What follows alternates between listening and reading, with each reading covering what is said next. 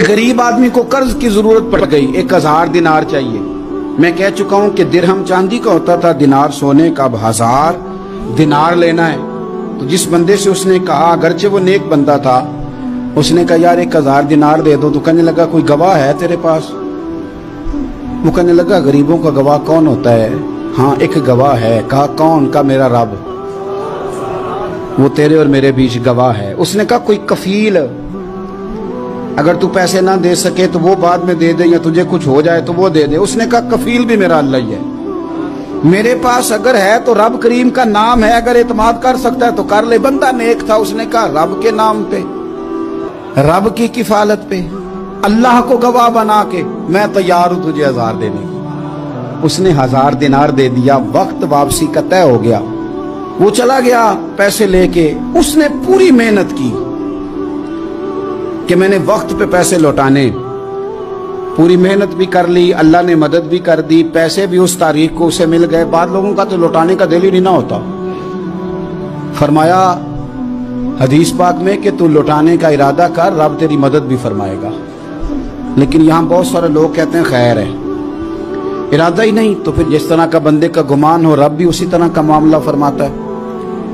उसने पैसे जमा भी कर लिए और वापस देने को तैयार भी हो गया, लेकिन रास्ता बहरी जहाज का था, कश्ती का था, दरिया के रास्ते वापस आना था। अब वो जब आ गया दरिया के किनारे तो बड़ी कोशिश की, पर वहां उसे कोई कश्ती नहीं मिली। वक्त पे पैसे लौटाने हैं, सफर करना है, अब सवारी मुयस्सर नहीं है।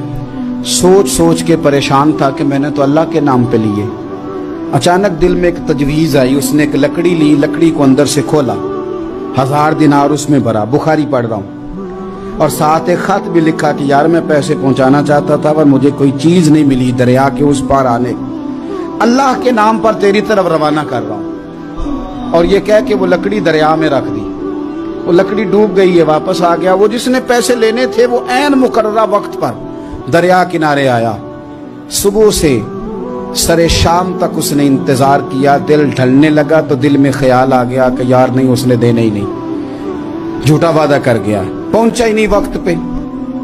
अब जब वापस लौटने लगा तो अचानक दरिया में एक लकड़ी तैरती हुई दिखाई दी।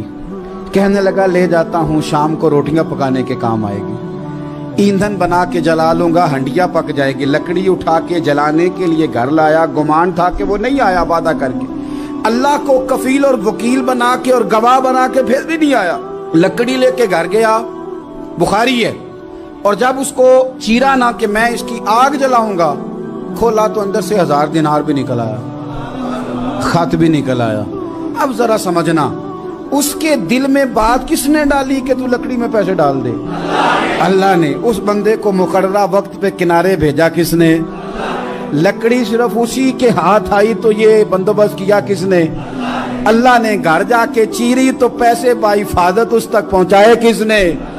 तो फिर हमें भी तवज्जो अल्लाह की जानिब भी करनी चाहिए। हमारे पे दिल की तवज्जो रब की तरफ ही होनी चाहिए ना। हमें इधर उधर जाने की, देखने की, बंदों पर गौर करने की जरूरत क्या है? वो पैसे पहुंच गए, ये वहां अपनी जगह पे परेशान था। इसने 1000 दिनार और जमा किया। फिर दोबारा एक दिन दरिया किनारे आया, कश्ती मिल गई, बैठ के अपने उस भाई के पास आया। कहने लगा देखना मुझ पर बदगुमान ना होना, पैसे उस तारीख को भी जमा कर लिए थे। दरिया पे आया था पर कश्ती नहीं मिली थी। फिर मैंने ना लकड़ी में डाल के, खत डाल के तेरी तरफ भेज भी दिए थे, लेकिन आज मैं फिर लेके आ गया हूं। वो कहने लगा खुश हो जा, जिस रब को तूने मेरा और अपना गवाह बनाया था उस रब ने मेरे तक पहुंचा भी दिए हैं।